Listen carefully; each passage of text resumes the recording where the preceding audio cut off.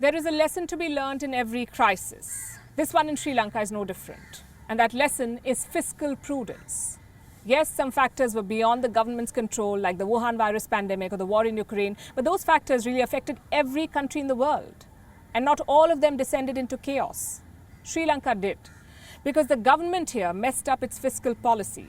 They cut taxes in the middle of a pandemic. They banned chemical fertilizers. Those misguided policies pushed Sri Lanka off the edge. Basically, they spent more than they earned. That's lesson number one for the world. Populist policies sound good, but in most cases, they're not backed by economics. As they say, good politics is bad economics. Lesson number two, do not trust China. When the going was good, China was eager to help Sri Lanka. They built airports, they built highways, they extended loans. Basically, they saddled Sri Lanka with Chinese debt. Let me show you some numbers. China makes up 10% of Sri Lanka's total debt, so does Japan. The World Bank owns 9% and the Asian Development Bank 13%. Now, how many of these lenders have taken over strategic assets in Sri Lanka? Just one. China has taken a 99-year lease on the Hambantota port. So this is what I'm trying to say. Loans are not bad per se. Every country in the world takes loans. What matters is who the lender is. What type of debt are you taking on? In China's case, it's a debt trap. And Sri Lanka learned it the hard way. Lesson number three, the need for economic resilience. Sri Lanka's economy was dependent on tourism. In 2018, it made up 5.6% of the GDP. Total revenue, $4.4 billion. Most of Sri Lanka's foreign exchange came from tourism. Then came the Wuhan virus pandemic. By 2020, tourism's contribution to GDP dropped to 0.8%. Look at that gap, from 5.6 to 0.8%.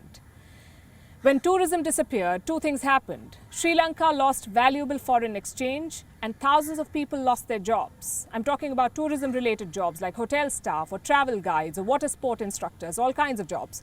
And this problem is not just limited to Sri Lanka. The entire world is facing three major challenges. Number one, rising fuel prices. If fuel is more expensive, you lose more dollars buying it. Number two, higher inflation. And number three is rising debt. And the last challenge, rising debt, is a legacy of the pandemic.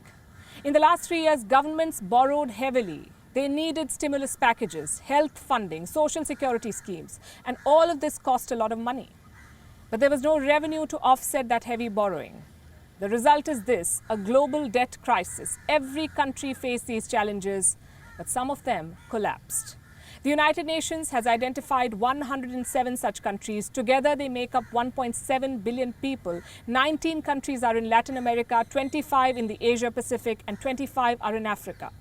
Which are these countries? Egypt, Lebanon, Argentina, Turkey, Ghana, Kenya. These are some of the major countries on the brink of an economic crisis. Some countries in South Asia are also vulnerable. Pakistan, for instance, 27% of their foreign debt is owned by China. Inflation is uncontrollable in Pakistan. Foreign exchange reserves are dropping. Pretty soon, Pakistan could go the Sri Lanka way or worse. Then you have Nepal and the Maldives, two countries very similar to Sri Lanka at the moment. They too depend on tourism for foreign exchange.